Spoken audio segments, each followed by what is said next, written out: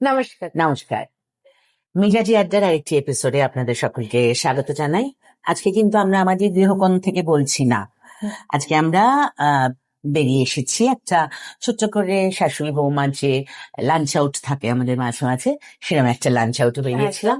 এবং সঙ্গে ছিল আমাদের ক্যামেরার ওপাশে যে থাকে প্রতিদিন, সেও আমাদের সঙ্গে ছিল, তামালিকা। তো আমরা ভাবলাম ঠিক আছে আজকে তাহলে এখান থেকেই আমরা শুরু করি। কিছুই না, ব্যাপারটা হচ্ছে আমরা একটু আড্ডা মারছিলাম, তো তখন আমি বললাম শোন এই আড্ডাটাই যদি রেকর্ড হতে থাকে কি আছে। হ্যাঁ, তাই আর কি। আজ As একটি usual, বিশেষ দিন। হ্যাঁ, আজকে সকাল থেকেই অনেক ব্যস্ততা সকলেরই নিশ্চয় হয়েছে। আজকে একটি বিশেষ দিন প্রত্যেক ভারতবাসীর কাছে। আজ স্বাধীনতা দিবস। এই উপলক্ষে এই দিনটিকে স্মরণে রেখে আপনাদের সকলকে জানাই আমাদের আন্তরিক শুভেচ্ছা, অভিনন্দন, ভালোবাসা। সব দিক আবার শান্ত হোক এবং ভারত যুক্ত পদক্ষেপে এগিয়ে যাক। বন্দে মাতরম। জয় হিন্দ। আজকে কিন্তু একটু অন্যরকম জিজ্ঞাসা আমার মনের ভেতরে ঘুরছে অ্যাকচুয়ালি।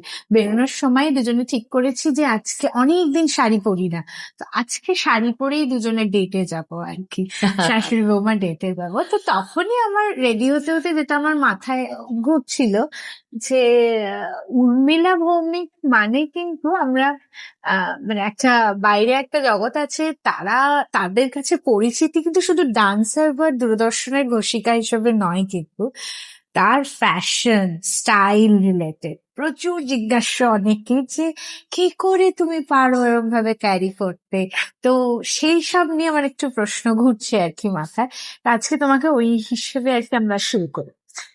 কিন্তু আমি কিছু ভেবে করি না কখনো, সেই জন্য মানে আমি কি রেডি প্রশ্ন হতে হতে করবে যেটা আমি আমার জানি না, মাথায় আর কি তার আমি উত্তর দেবো। একদম। তো আচ্ছা, আমার প্রথমে কিছু প্রশ্ন, সেটা হচ্ছে ফ্যাশন অ্যান্ড স্টাইল তুমি কিভাবে মেলাবে বা কিভাবে ডিফারেন্সিয়েট করবে? স্টাইল হ্যাঁ, অ্যান্ড ফ্যাশন দুটো তো একদম দুটো জিনিস, একদমই আলাদা। স্টাইলটা হচ্ছে ইন্ডিভিজুয়াল। হ্যাঁ, আমি নিজেকে আমার নিজস্ব একটা স্টাইল যেটা রয়েছে।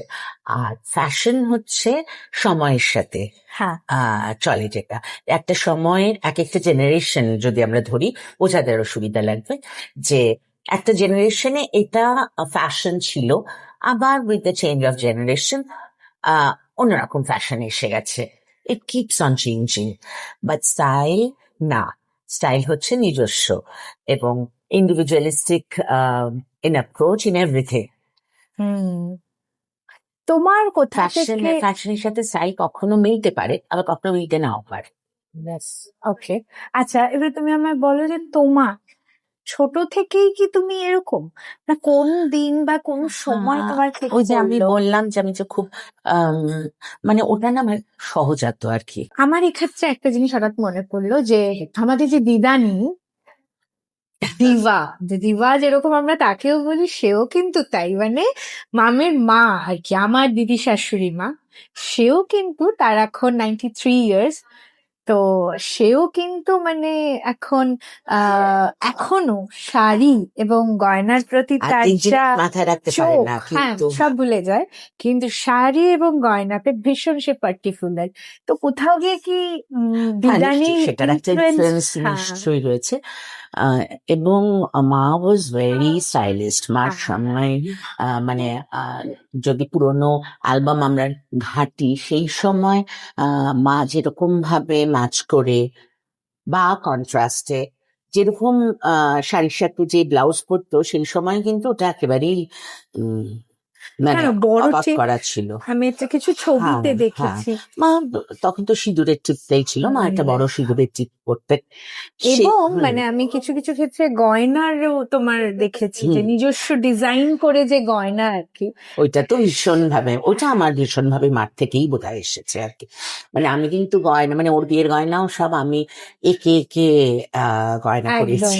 একদম। তো সেইটাই আর কি, মানে সেক্ষেত্রে আমার বিয়ের ছবি দেখে আমার মোটামুটি হচ্ছে আমাদের যিনি গয়না বানান, হ্যাঁ, তাকে যখন আমি বলি আমার এটা চাই, দিদি এটা হবে না আমার, কারণ আমি একটা অদ্ভুত কিছু হয়তো দেখাচ্ছি, আর আমি তাকে বোঝানোর চেষ্টা করি যে না, এটা ঠিক হয়ে যাবে, এবং করিয়ে ছাড়ি আর কি। ব্লাউজ, শুধু গয়না, ব্লাউজের তো একটা আলাদাই ফ্যান পেজ আছে তোমার, বলা যেতে পারে, বলো। সেই আর কি। যাই হোক, এইসব ব্লাউজ নিয়ে তো এর আগেও একটা এপিসোডে ভীষণ সব বলেছিল, যে সাহসী ব্লাউজ ইত্যাদি ইত্যাদি। হ্যাঁ, আজকে তো টপিকটা হ্যাঁ, উঠবেই। ওটা অ্যাকচুয়ালি আমার মনে হয় ক্রিয়েটিভ মাইন্ডেরই যে বিভিন্ন আম, দিক থাকে না, তার মধ্যেই একটা আমার মনে হয় যে এরকম ভাবে করবো। মানে আমরা যে স্নানযাত্রা সবাই একরকম শাড়ি পরি এবং তার সাথে যে ব্লাউজটা পরি, সেটা এখন মেয়েদের কাছেও কিন্তু হয়ে গেছে, ব্লাউজের ডিজাইনটা ওটা আনটি দেবে। হ্যাঁ, মানে আর না, কতজনের তুমি মানে প্যাশন আইকন, মানে কত মেয়ে, মানে তারা শুধু নাচের সাথে জড়িয়ে আছে, নট রিয়েলি, মানে মানে আমাদের বন্ধু বান্ধবরাও কিন্তু আন্টি আজকে কি সাজছে, বা বাহ এই লুকটা কোনোদিন আমরাও ট্রাই করব, এই ব্যাপারটাও কিন্তু হয়। তো সেক্ষেত্রেও তো আমার ভালো লাগে খুব। আচ্ছা, তো এবারে আমি বলি, তুমি একটু বলো আমায়, তুমি কোনটাকে প্রেফার করবে, যে ওয়েস্টার্ন ওয়্যার অর শাড়ি? না, তুমি মানে maybe I am comfortable in sari, সেজন্য যদি ওয়েস্টার্ন ওয়্যার আর শাড়ির মধ্যে প্রেফারেন্স আমাকে বুঝে নিতে হয়, তাহলে আমি নিঃসন্দেহে বলবো শাড়ি। আর আমার মনে হয় আমাদের মানে বাঙালি ইন্ডিয়ানদেরই ইন জেনারেল মানে শাড়িতে যতটা সুন্দর লাগে, সেটা কিন্তু আর কিছুতে লাগে না। তবে এক্ষেত্রে তো ওনার থেকে শিখেওছি আমি, সেটা হচ্ছে যে শাড়িকেই কিভাবে তুমি নানান ওয়েতে পরে সেটাকে ওয়েস্টার্ন বা আসলে এখানে আমি একটা কথা বলি, যে আজকে আমাদের মানে ঠিক যেই জায়গাটায় প্রশ্নটা নিয়ে এলো, এখন বোধ হয় ব্যাপারটা অনেক ইজি হয়ে গেছে আর কি। হ্যাঁ, মানে আমাদের এখন এই মুঠোফোনের জগতে, অনলাইনের জগতে কিভাবে শাড়ি নানাভাবে ড্রেপ করা যায় তাই নিয়ে আমরা দেখতে পাই। হ্যাঁ, ভিডিওস দেখানো হয়।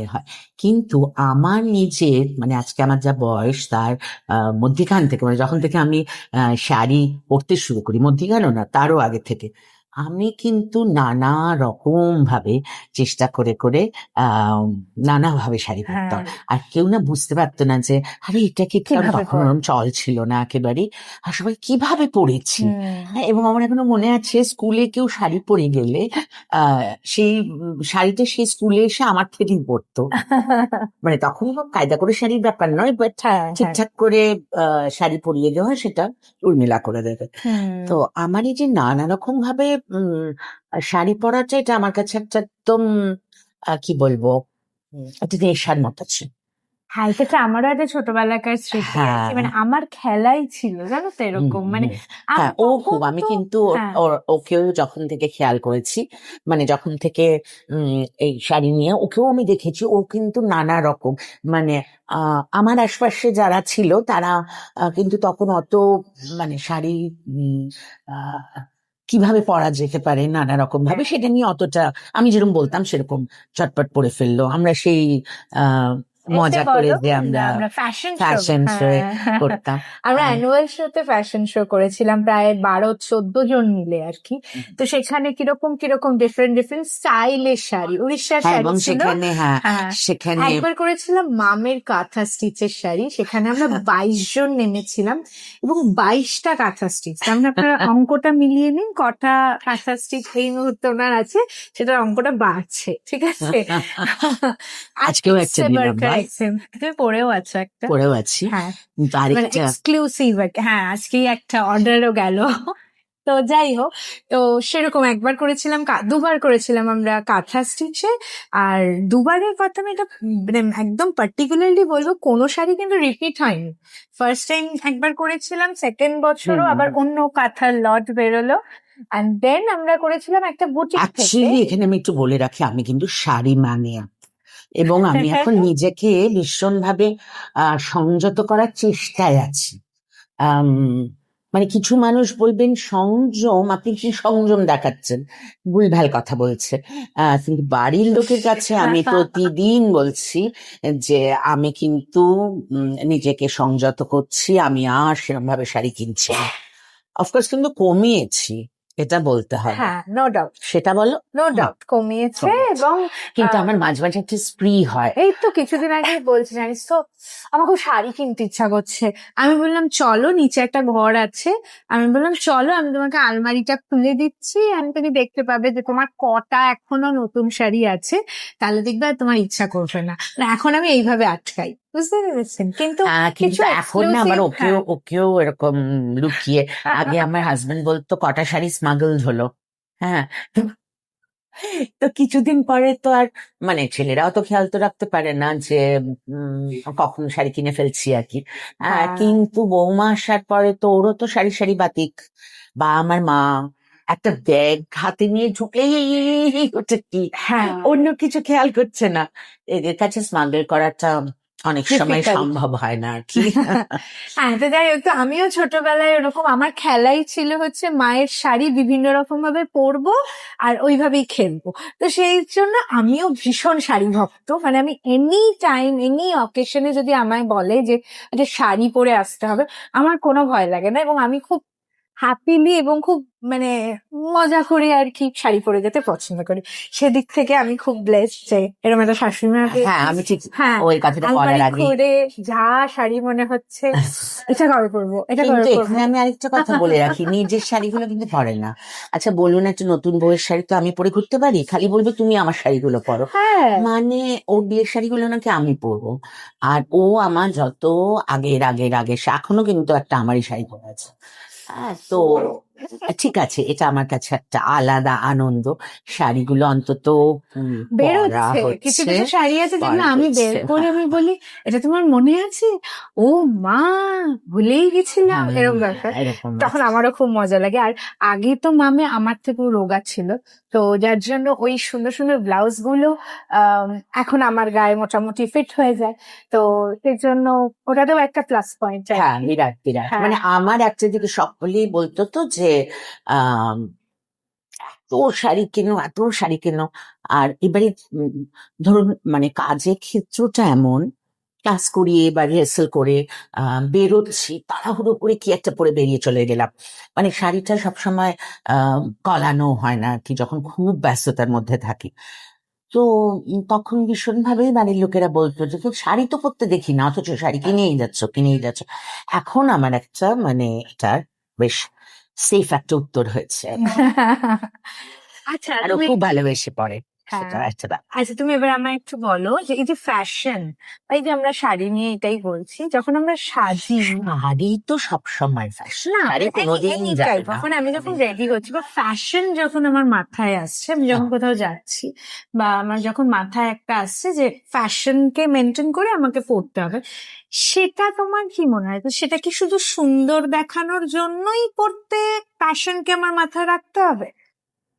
না, ফ্যাশনে ধরো আজ এই মুহূর্তে যদি আমি আহ এখনকার ফ্যাশন কি এটা ট্রেন্ড। যদি বলি, ট্রেন্ড আর কি, ফ্যাশন ট্রেন্ড কি, তার মধ্যে তো শাড়ি পড়ে না। পরে কি?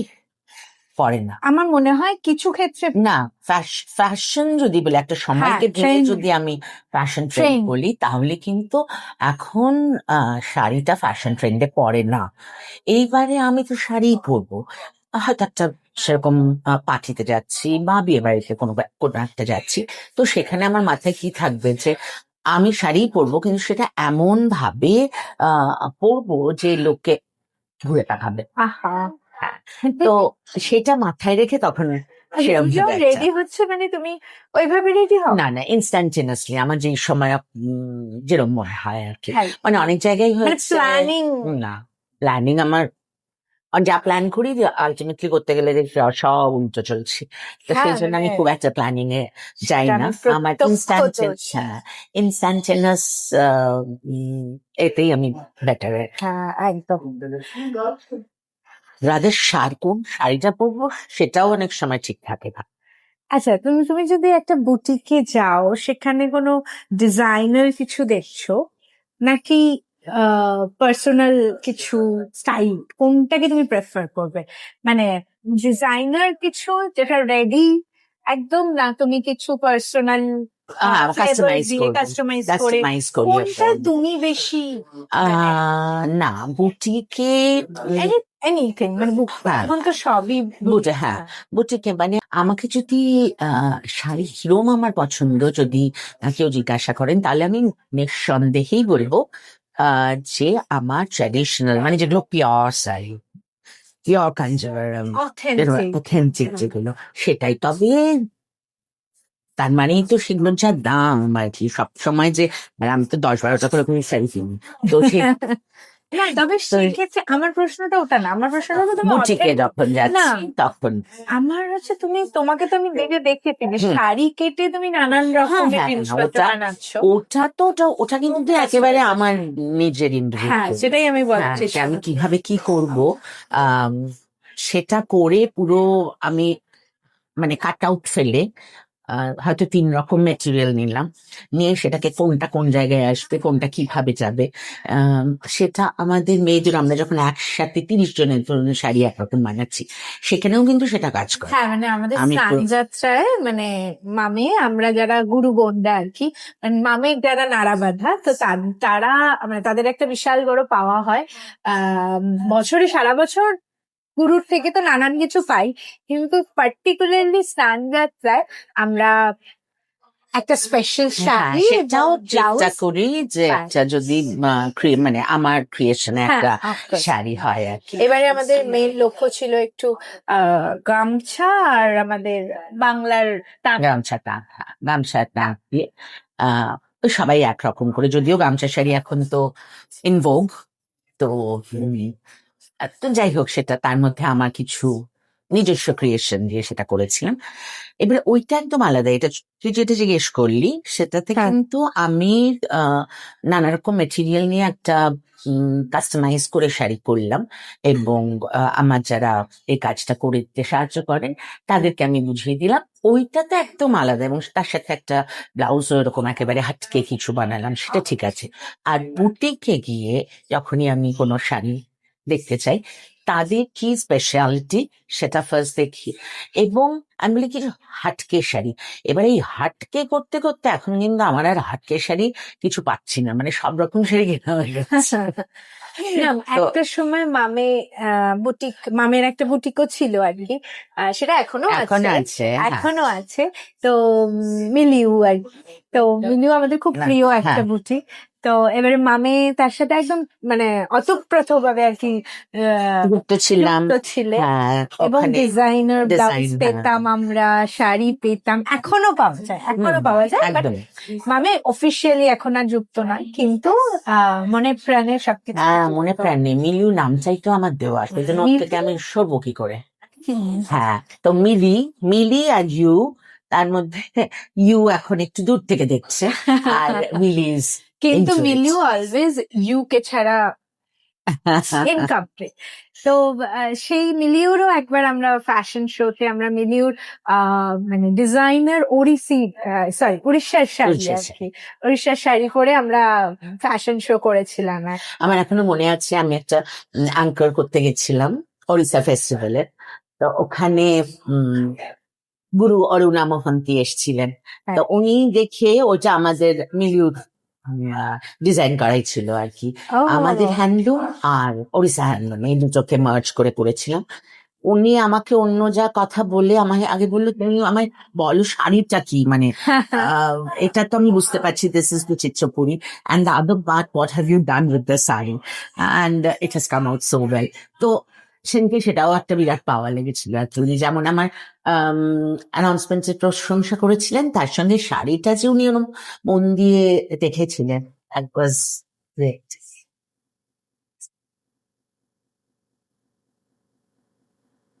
আচ্ছা, এবারে হচ্ছে আমি তোমায় একটা গভীর প্রশ্ন, ফ্যাশন মিস্টেক তুমি কি বলবে?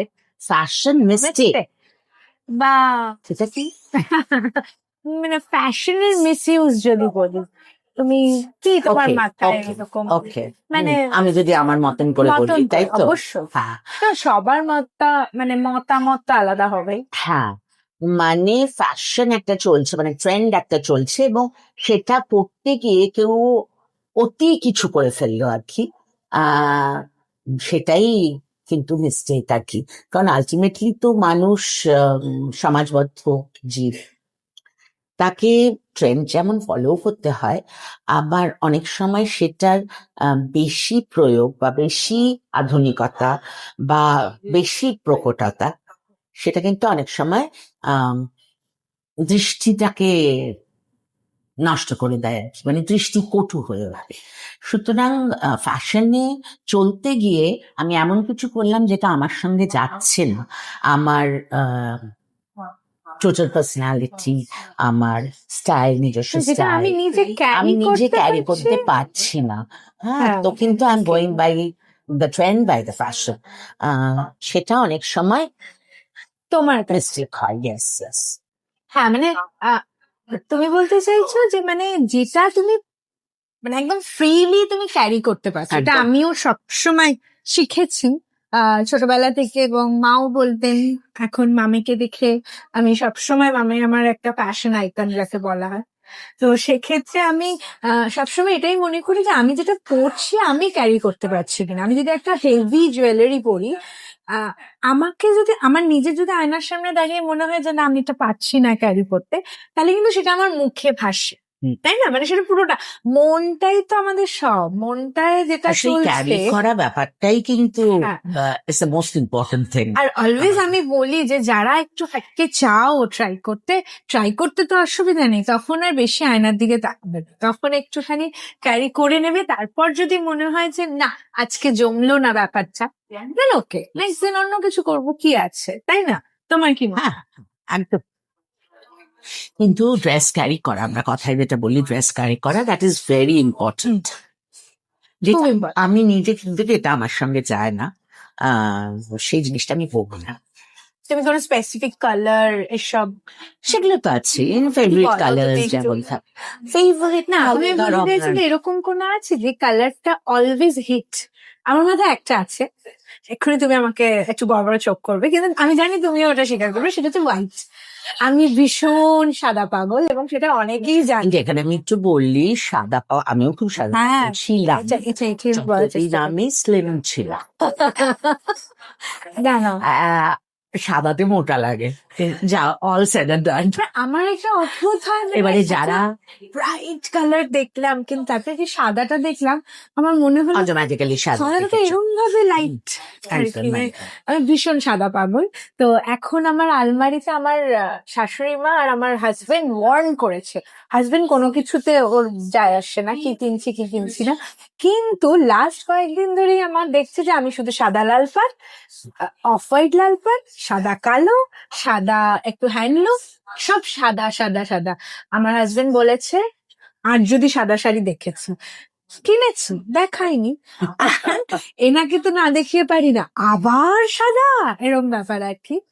কিন্তু তখনই আমি একটু বড় বড় না, সাদার সাথে আরেকটা জিনিস আছে, বলবো? বলবো, সেটা হচ্ছে আমি বলি ন্যাতা শাড়ি। হ্যাঁ, মানে যেগুলো ঠিক করে নাও, শুনতে পাবো না।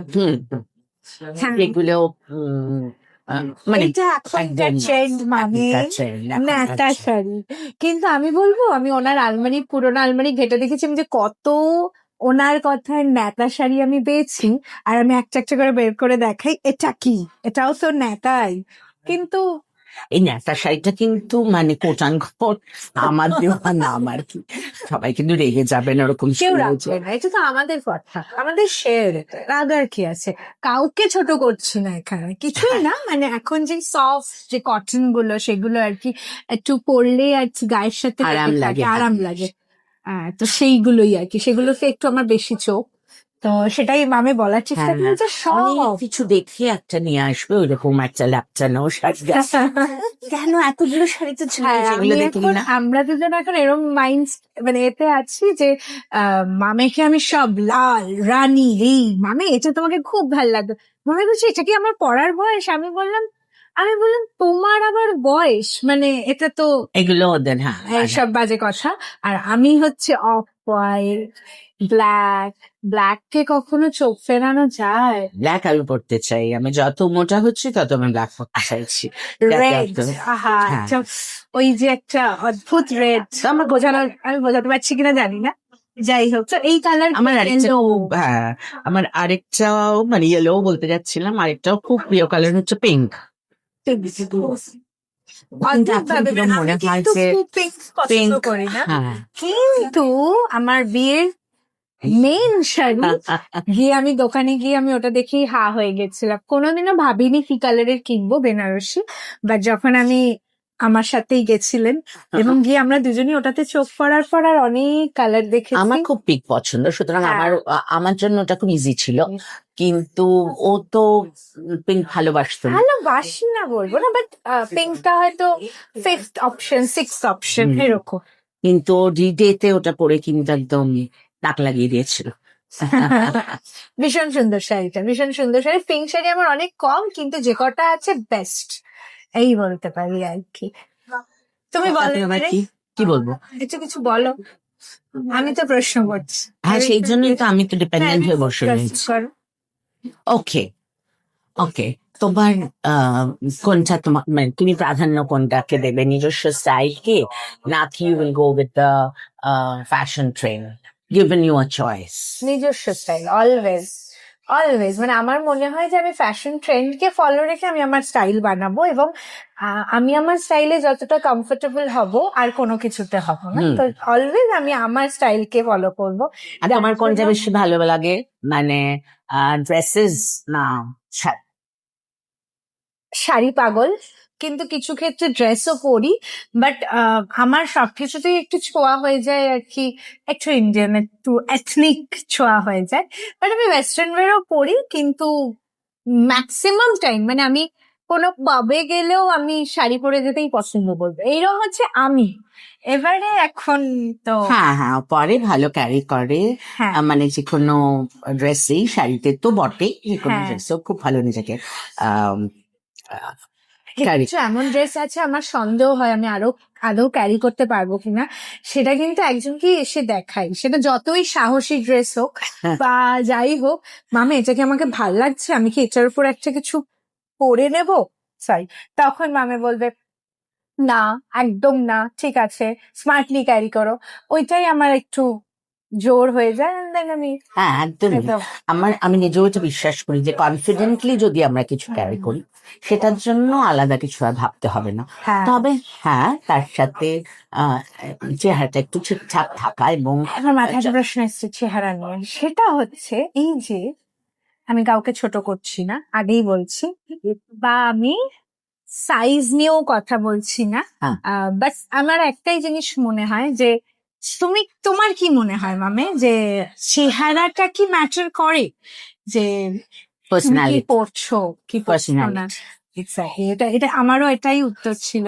তো সেক্ষেত্রে আমি তোমাকে জাস্ট ওটাই বলার জন্য তুমি যদি একটু বলো যে অনেকেই আছে না যে প্লাস সাইজ হয়তো, কিন্তু তার একটু কিন্তু লাগে, আমি পরবো কি পরবো না, বা যারা হয়তো অনেকটা রোগা। না, এখানে আমি বলছি পড়বো কি পড়বো না প্রশ্নটা হয়তো ইন্ডিভিজুয়ালি না, মনে আসা চা প্রয়োজন, সেটা শুধুমাত্র দেখার জন্য যে সে গেট আপে আমাকে কেমন লাগছে, আমাকে কি মিসফিট লাগছে, নাকি আমি ক্যারি করে, আমি কনফিডেন্সের সাথে এটা ক্যারি করে নিয়ে চারিপাশে লোকজনের কথা শুনবে না নিজে, না না নিজে নিজে।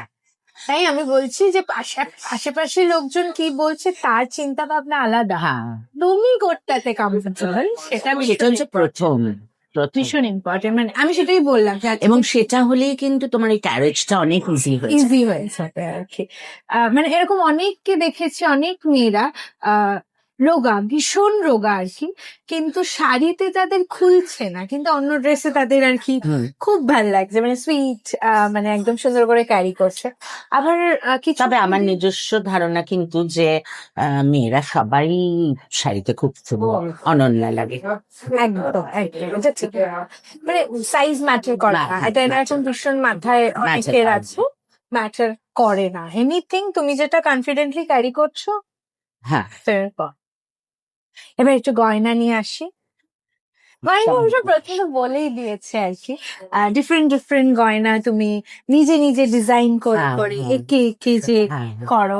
আমার বিয়ের কানটা আমি একটা বিয়েতে কান পেয়েছি মামের তরফ থেকে, তো সেইটা হচ্ছে মানে পুরো এটা এখনো, হ্যাঁ, তখন যাও হ্যাঁ মানে সেটা আমি এখনো পড়তে গেলে আর কি আমি ঘাবড়ে যাই কিভাবে পড়বো, মানে এত মানে ও যে মেকআপ আর্টিস্ট ছিল সে বললো দিদি এটা তুমি পরিয়ে দাও, আমি মানে ঠিক খুব বুঝতে hate, পারছি খুব না। hate হ্যাঁ, এটা। খুব hate। হ্যাঁ এখনো অব্দিও মানে এই 3 বছরের মাথায় এসেও দেখা হলেই অনেকেই ওটার কথা জিজ্ঞেস করে আর কি।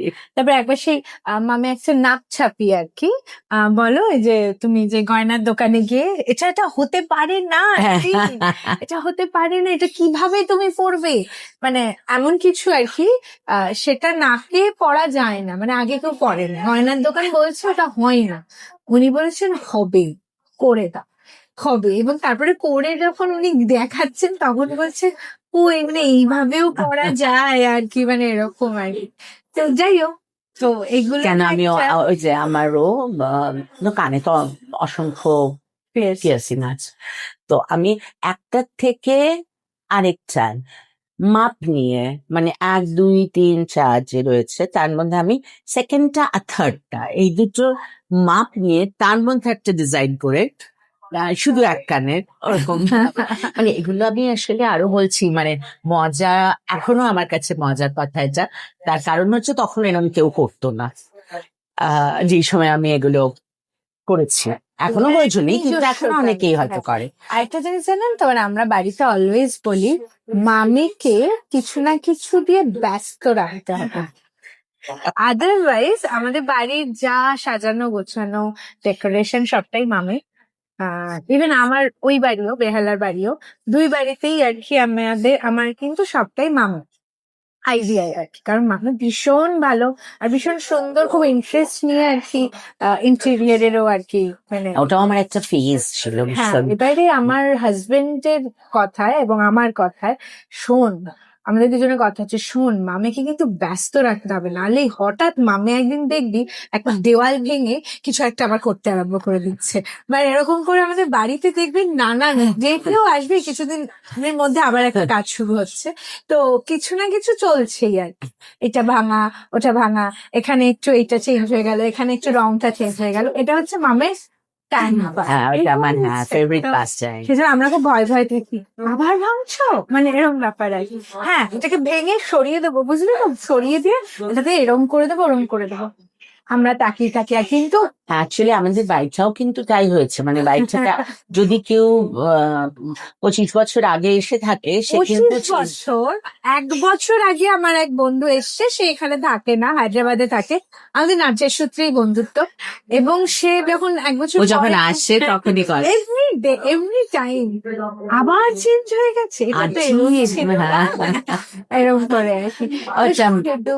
ওটা মজা লাগে, ওটা না থাকলে আমার মনে হয় অনেকটা মানে এই যে মাঝখানে আমি একটা শরীর খারাপের ফেজ দিয়ে গেলাম তখন তো ওটা একটু গৌণ হয়ে গেছিল, তো খুব একটা খেয়াল করতাম না, কিন্তু এখন আবার ভীষণ ভাবে খেয়ালে আসছে, তাই বুঝতে পারছি যে আমি ঠিক হচ্ছে। ব্যাপারটা হচ্ছে মানুষরা এরকম নিজেও সুন্দর সেজেগুজে থাকতে পছন্দ করে, আশেপাশটাও সুন্দর রাখতে পছন্দ করে, এবং আশেপাশের মানুষগুলোও যাতে সুন্দর থাকে সেই ব্যবস্থাটাও করে, বুঝতে পেরেছেন তো? তো এই হচ্ছে ব্যাপার।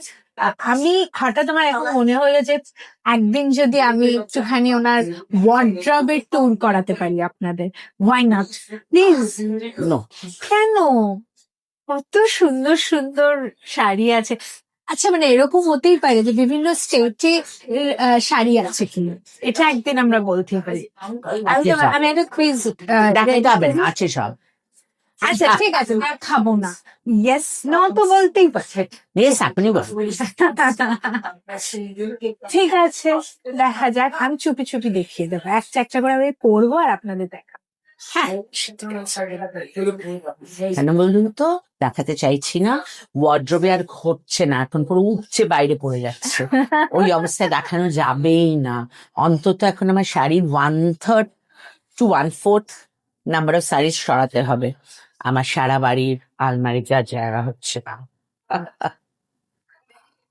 আমাদের এরকম শাড়ি আর ফ্যাশন নিয়ে কথা বলতেই থাকি আমরা, চলতেই থাকে এবং সেটা শুধু আমাদের মানে এমনি নর্মাল যেটা আমরা স্টাইল করছি তা না, আমাদের নাচের ড্রেসের ক্ষেত্রেও কিন্তু হ্যাঁ। ভীষণ ভাবে মামে ওইটা আমার একটা ভীষণ এক্সপেরিমেন্টের জায়গা। দোলে। ভালো লাগা একদম, হ্যাঁ দোলে। 25-26 বছর হয়ে গেল বসন্ত উৎসব গলফিনে, তো 26 বছর ধরে প্রথম কয়েক তো হ্যাঁ, খেলা 10-12টা গ্রুপের নতুন ড্রেস হবে। নতুন ড্রেস প্রতি হয় বছর। এবং আমি শুধু মামিকে বলি তোমরা চ্যালেঞ্জ করো, নিজের কাজকেই এভরি ইয়ার চ্যালেঞ্জ করে মামি একটা করে স্টেপ করে ওঠে এবং একেকবার কালার মানে বায়না, অসাধারণ।